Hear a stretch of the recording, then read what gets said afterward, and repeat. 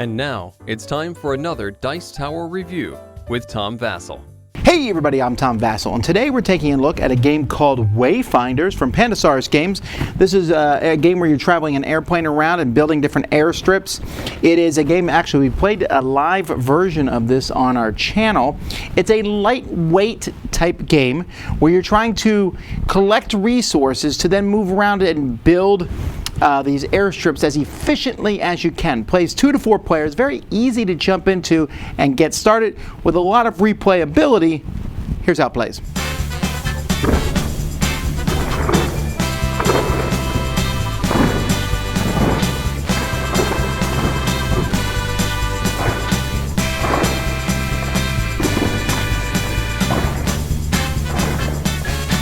In this game, there are piles of resources. They're different colors, but they also have a shape on them to show what they are. And you're going to draw some randomly from the bag and put them in each of these hangars. You'll use fewer hangars if you're playing with less than 4 players. Each player is going to get 5 workers of their color, a pile of hangars of their color, one which is going to be built on the center thing, and an airplane that also gets placed on the center tile. You're going to build a grid of tiles here that are made up of yellow, blue, and red, 7, 8, and 9 different types of the backs, just the different types of tiles, and then you'll shuffle them and place them out there. On your turn, a player has 2 options. One, they take a worker, and they place that worker in any hangar they want. So you can do this, you can place them in the same hangar, multiple people can be placing them in the hangars, or you can pull your workers back from a hangar. In fact, if you have all 5 on the board, you have to pull your workers back. When you pull your workers back, for each worker you pull back, you'll take the top resource or so of that one, then you'll move the other ones up and replace them from the bag. So that's one way to get resources, and remember, players are going to get more resources, are going to start the game with 1 resource, but this is the main way to get resources. When you take resources, you also get to fly your plane around the board. So, when you fly a plane, you can fly to any adjacent spot orthogonally, and when you fly to a spot, you'll look at the color there, and that is the color that you need to get rid of if you're going to move into that space. So here I can move in there by paying this. If there is an airstrip there, doesn't matter what player it is, you can move somewhere for free. You can move as far as you want.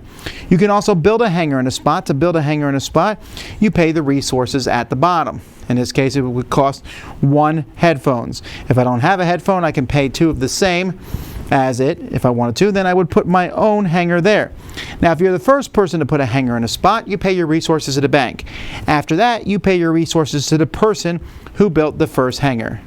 So you can build as many things and fly as much as you want. You can build them before, after, or during your flight as you're flying around, as long as you pay the resources for these. And then you will discard down to 3 resources if you have more than that.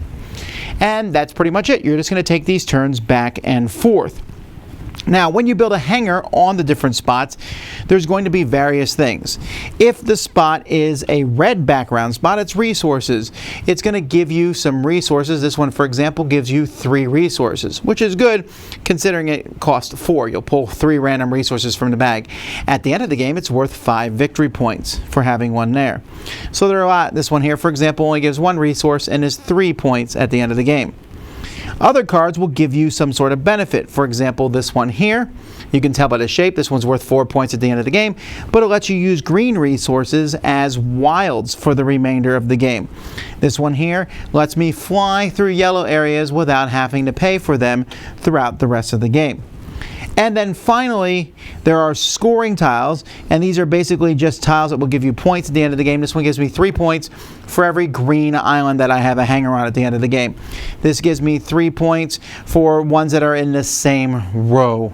And there's all sorts of different points that they're going to give you, and they all end up at the end of the game. The game is over when one person is down to 2 or less hangars. Everyone will get a final turn, and then you'll just add up the points of all the places you have your hangars on, and whoever has the most is the winner.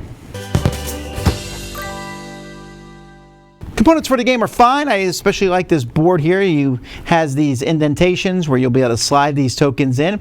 It's really nice that they made the tokens a color and a symbol, which makes them easy to differentiate, except It is a little odd that on the islands themselves, they show these symbols here with these dots in between, which I think is a little noisy. But then the island itself has a color here. So this is purple and blue. And it's weird that they made these all look the same. So if you're colorblind, you can differentiate the symbols here, but not necessarily here. That being said, the tile quality is really well done. It has, app type artwork that you might see in an app and shows various cities from around the world, and they do a good job at this. It has a nice colorful look to it.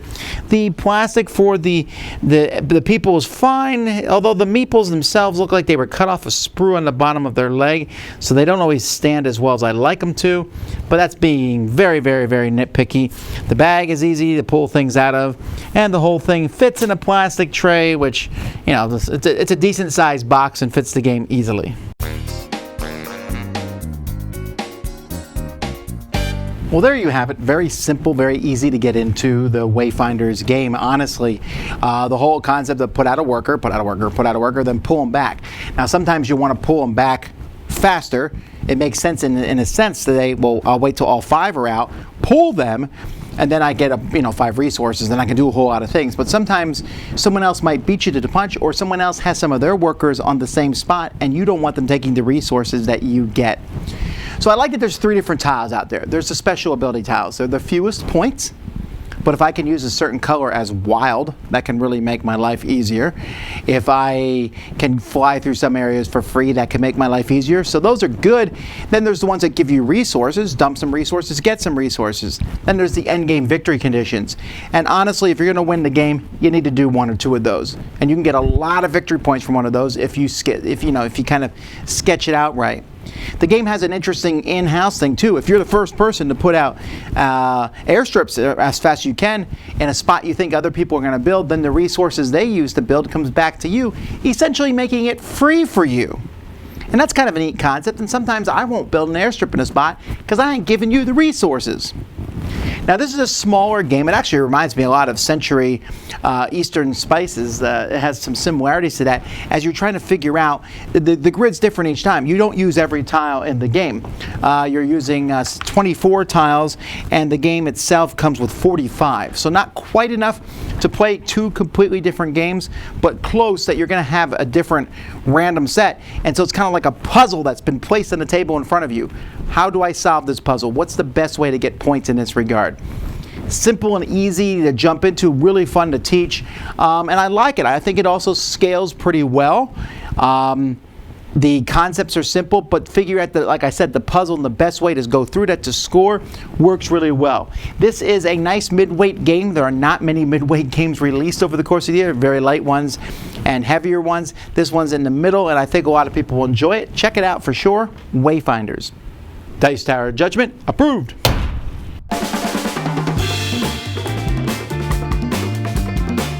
Thanks so much for watching another Dice Tower video.